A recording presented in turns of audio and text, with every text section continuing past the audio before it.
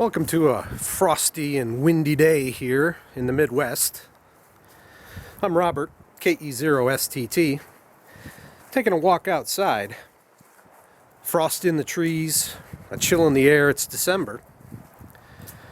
And I thought I'd take a moment just to walk around the house here and explain what's coming up in a series of videos.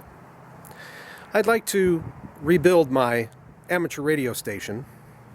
So I thought I'd just take a walk around here and show you what's going on at the moment.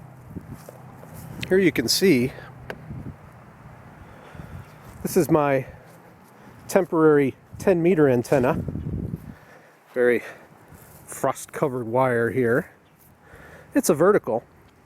I put it up this weekend for the 10-meter contest. Let's take a walk over this way. My house was built in the early 1920s, so excuse the chipping paint. My shack needs a lot of upgrades. I've reconfigured it several times, and I'd like to make it more permanent, more usable. So you can see here, I've got a variety of coax coming in through a homemade pass-through in the window. I've got a less than adequate ground system. I've got coax running around, soccer ball, and my ground rod here in the ground.